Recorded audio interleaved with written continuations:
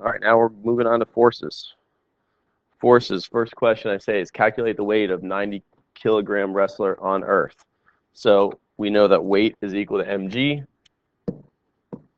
mass times gravity. So we're just going to do 90 times 9.8. I don't know why I'm doing this one for you, because you can do it on your own, but you get 882. Calculate the mass of a 95 kilogram wrestler on the moon.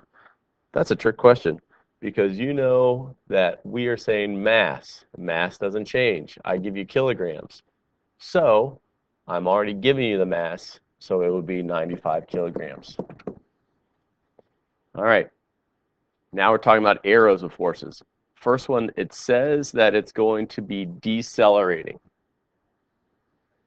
Decelerating means it's slowing down. Okay? So if it's moving to the right, that means that it is slowing down. Okay? So, well, we're doing normal force first, but understand that would be important for the net force. All right, so which arrow represents the normal force? Well, the normal force is the force that keeps the object from falling through the surface. That would be going up like this. So your answer would be B. All right, which arrow represents the weight? Gravity pulls down. That's the weight. So it would be A. Which arrow represents a frictional force? Well, it's decelerating. But also we know that it is, if something is moving to the right, friction moves opposite the direction of motion, which means friction is going in that direction. So your friction would be D. The net force is going to be the friction, because that's the only force acting on the object to slow it down. The other way, again, to think about it is because it says decelerates, that means it's accelerating the opposite direction.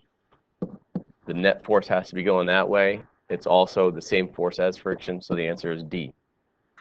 All right, here's another one. I'm making you look for the words constant velocity. The words constant velocity means that acceleration is 0.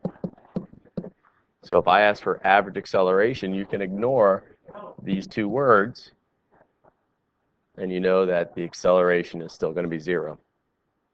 All right, now here's one with just vocab. Tendency of an object to resist its change in motion is called inertia. There you go.